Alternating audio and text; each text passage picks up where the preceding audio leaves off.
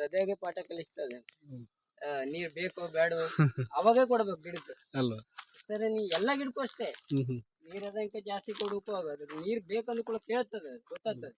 ನಾವು ಅದನ್ನ ಅರ್ಥ ಮಾಡ್ಕೊಳ್ಳೋದು ಸರಿ ಇರ್ಬೇಕು ನೋಡಿ. ಎಲ್ಲ ಗಿಡದಲ್ಲಿ ಒಂಥರ ಗ್ರೀನಿಶ್ ಇಲ್ವಾ ಅಲ್ವಾ ಅಲ್ಲ, ಫುಲ್ ಅದೇ ನೀರು ಫುಲ್ ಇದು ಉಂಟು. ಅದು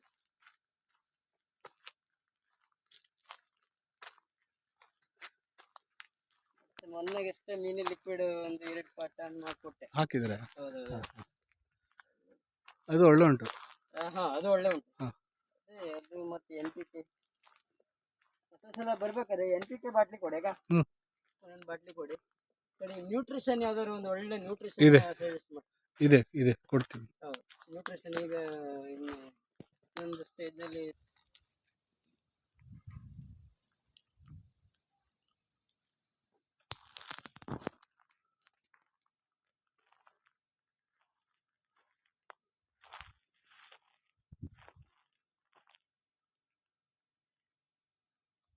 ಮಾರ್ಕೆಟಿಂಗ್ ಏನು ಸಮಸ್ಯೆ ಇಲ್ಲ. ಇಲ್ಲ ಸಮಸ್ಯೆ ಆಗೋದೇ ಇಲ್ಲ.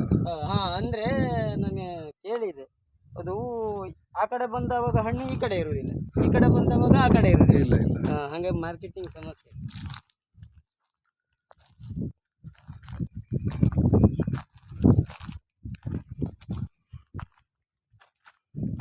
ಹೊಸ ಗಿಡದಲ್ಲೇ ಇದು ಸ್ವಲ್ಪ ಜಾಸ್ತಿ ಉಂಟು. ನನಗೆ ಹೊಸ ಗಿಡದ ಆಶ್ಚರ್ಯ ಆಯ್ತು.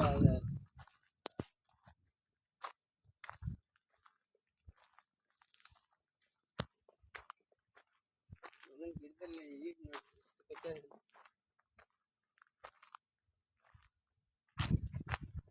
ಲೆಕ್ಕ ಮಾಡ್ರೆ 1 ಟನ್ ಆಗೋಷ್ಟು ಉಂಟೆ. ಎಷ್ಟೇ ಕೊಯ್ಲಿಗೆ 1 ಟನ್ ಅಂತ ಅಂದ್ರೆ ಆಶ್ಚರ್ಯನೇ, ಯಾರಿಗೂ ಅಷ್ಟು ಇದು ಬರುವುದಿಲ್ಲ.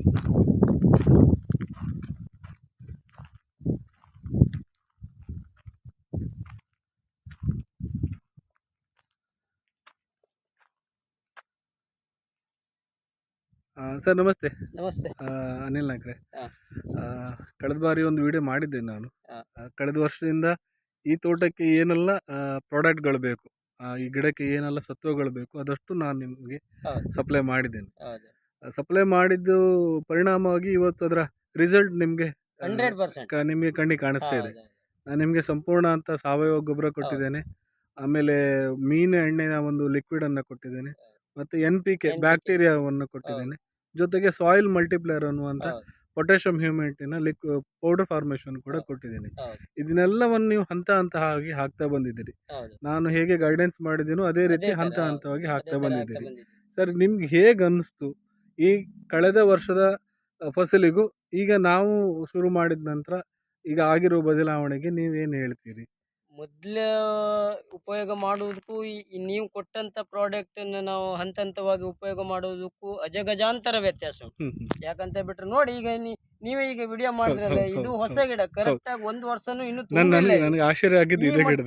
ಈಲ್ಡ್ ಸೆಟ್ ಆಗಿದೆ ಅಂತ ಹೇಳ್ಬಿಟ್ಟು ಹಂಗಾರೆ ಅದು ನಾವು ನಿಮ್ಮ ಗೊಬ್ಬರ ಮೇಲೆ ಮತ್ತೆ ನಿಮ್ದು ಸಾಯಿಲು ಇದು ನಾವು ಪ್ರತಿಯೊಂದು ನೀವು ಹೇಗೆ ನಮ್ಗೆ ಗೈಡೆನ್ಸ್ ಕೊಟ್ಟಿರೋ ಅದೇ ತರ ನಾವು ಯೂಸ್ ಮಾಡ್ತಾ ಬಂದ್ರು. ನೀವು ಸಿಕ್ಕದ ಮೇಲೆ ಅದ್ರ ಜೊತೆ ನಿಮ್ ಪ್ರಾಮಾಣಿಕ ಪ್ರಯತ್ನ ಇದೆ ಸರ್. ಅದು ಬಿಡಿ, ನಾವು ಮಾಡೇ ಮಾಡ್ತೀವಿ. ಆ ಟೈಮ್ ನಲ್ಲಿ ನೀವು ಸಿಕ್ಕ್ರಿ, ಈ ಪ್ರಾಡಕ್ಟ್ ಬಗ್ಗೆ ನೀವು ನಮ್ಗೆ ತಿಳುವಳಿಕೆ ಹೇಳಿದ್ರಿ, ತಪ್ಪದೇನೆ ನಾವು ಅದನ್ನು ಯೂಸ್ ಮಾಡ್ರು. ಆ ಯೂಸ್ ಮಾಡಿದ ಪರಿಣಾಮವಾಗಿ ಇವತ್ತು ನೋಡಿ ಈ ಮಟ್ಟದಲ್ಲಿ ಗಿಡಕ್ಕೆ ಈಡ್ ಕಚ್ಚಿದೆ ಅಂತ ಹೇಳ್ಬಿಟ್ರೆ ನಾವೇನ್ ಈಗ ಬರುವಾಗ ನೀವೇ ನಂಬಲಿಲ್ಲ, ನೋಡ್ಕೊಂಡೆ ಅದೆಲ್ಲ. ಅದಕ್ಕೆ ಇದೆಲ್ಲ ಹೊಸ ಗಿಡಗಳೇ, ಯಾವುದು 1 ವರ್ಷನೂ ಹೌದು. ಈ ಹಿಂದೆ ಇರುವ ತೋಟ ಆಲ್ರೆಡಿ ಇದು 3.5-4 ವರ್ಷ ಆಗ್ತಾ ಬಂತು. ಅದಕ್ಕೆ ಇದೆಲ್ಲ ಈಗ ಲಾಸ್ಟ್ ಇಯರ್ ನಟ್ಟಿರುವಂತ ಬೆಳೆ. ಬಟ್ ಇವುಗಳಲ್ಲೇ ಜಾಸ್ತಿ ಫಲ ಕೂತಿದೆ, ನೋಡ್ಲಿಕ್ಕೂ ಕೂಡ ಬಹಳ ಖುಷಿ ಆಗ್ತದೆ. ಭೂಮಿ ತಾಯಿ ನಂಬಿದ್ರೆ ಮೋಸ ಆಗಲ್ಲ ಅನ್ನೋದಕ್ಕೆ ನನ್ಗಂತೂ ದೊಡ್ಡ ಉದಾಹರಣೆ ಇದೆ ಅನಿಸುತ್ತೆ, ಅಲ್ವಾ? ನಿಜ sir. Thank you sir. Okay.